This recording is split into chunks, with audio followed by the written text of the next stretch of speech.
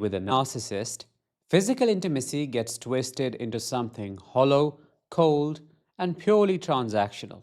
At first, it feels intense, electrifying, because narcissists know how to put on a show, don't they? But over time, the mask slips, and you are left feeling used, unfulfilled, and completely disconnected.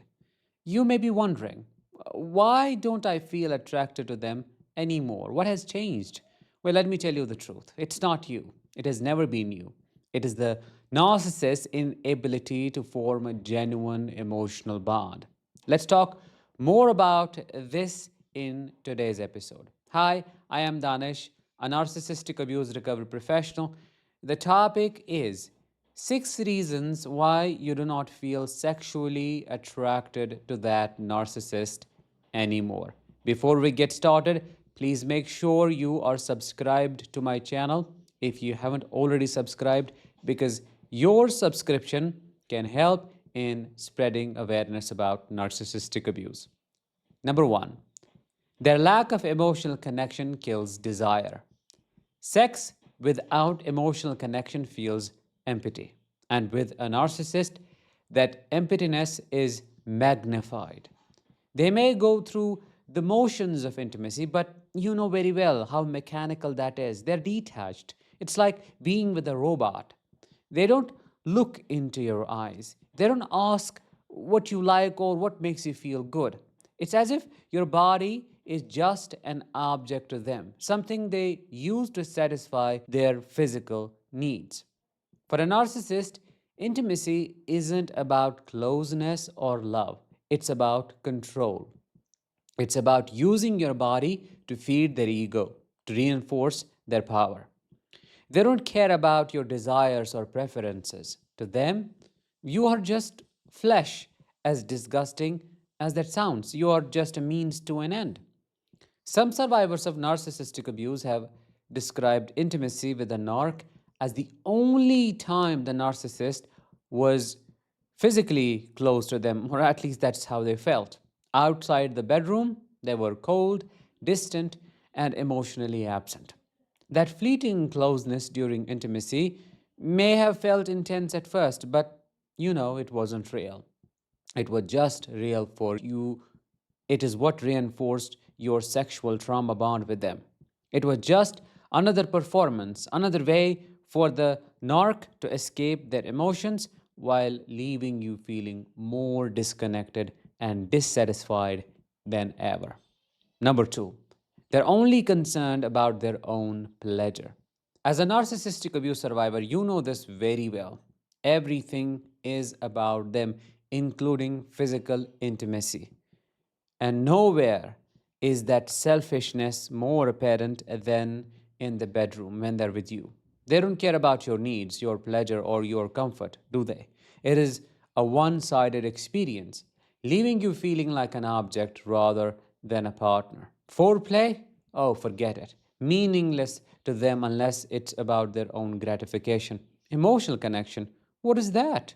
You can't even imagine that in your wildest dreams, because for the narcissist, intimacy is a stage where they perform and you are just the audience. Let that sink in. You're not a person, you're not a shareholder, you're not somebody who is having an experience with them. You're subjected to the experience they are creating for themselves. They're not interested in mutual enjoyment or shared connection.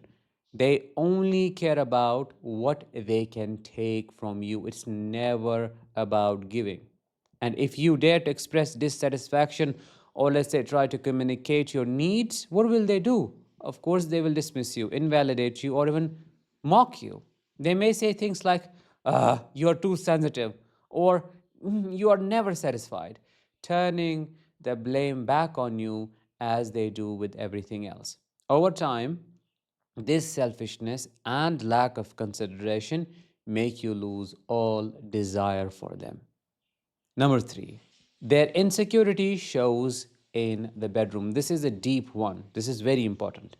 During intimacy, they'll ask, was that the best you have ever had? Or don't I look amazing? I did great, didn't I? They're not seeking connection, they're seeking reassurance. And That neediness, it's exhausting. To cover up their insecurity, they put on a performance. They will exaggerate their movements, try to seem like an expert, or obsess over their technique. But it's all surface level. There is no depth, there is no emotional intimacy. It's just a desperate attempt to look good. They may even compare themselves to your past partners. That is nauseating, but they do it. They'll ask you intrusive questions or they'll make competitive remarks. It's as if they have to do better than them. If they sense any disinterest from you, they lash out with anger. They'll guilt trip or get defensive. Their need for constant praise becomes suffocating, killing almost instantly any sense of genuine connection or attraction. Number four, they use sex as a tool for control. Intimacy with a narcissist isn't just unfulfilling, it is manipulative. They use sex as a weapon to control you. If they want to punish you, they will withhold it. If they want to manipulate you, they will offer it strategically, making you feel like you have to earn their affection, which is what you should not have to do in a relationship. This toxic dynamic destroys the natural flow of desire. That's super important. It messes up your biochemistry. You're no longer engaging in intimacy because you want to. You're doing it because, let's say, you feel obligated or because you're trying to avoid their wrath. Over time, this creates resentment, and the idea of being closer to them becomes unbearable. Sex should be about connection, not power. But with a narcissist, it's always about that. Number five, they are emotionally absent after intimacy. One of the most painful aspects of being with a narcissist is what happens after sex. What should be a moment of closeness and bonding often feels cold and transactional. As soon as the act is over, they withdraw emotionally, leaving you feeling used and unimportant. Narcissists do not see intimacy as an expression of love or connection, but an expression of their hatred towards you. To them, it's a way to feed their ego, assert control, or boost their sense of superiority. Once they have gotten what they wanted, they have no interest in post intimacy closeness. I'm talking about cuddling, talking, or even basic warmth. Forget about it. You can't ask for it. They'll call you clingy, they'll call you needy. They will say, "Oh, you're too sensitive. Come on, just leave me alone."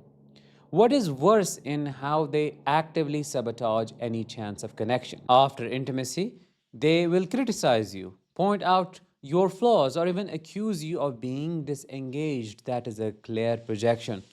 This projection is their way of deflecting from their own emotional absence. That's the truth. And they want to make you feel like the problem when it is really their inability to connect. Number six, they compare you to others. This one, my dear survivor, cuts really deep. Narcissists have a habit of comparing their partners to models, celebrities, or even strangers, people on adult websites. They may make comments like, "Why can't you look like her?" Or "Why can't you perform like him? She is in way better shape than you." For someone who has experienced life changes like pregnancy or aging, this behavior is extremely cruel. Instead of appreciating the natural beauty of your body and the experiences it represents, they fixate on unrealistic, superficial standards. They live in the real world, as I put it. But this isn't just about looks. It is about making you feel ugly. That is what it is. Why? Because they want to destroy your self confidence. They want to make it easy for themselves to make you blame yourself.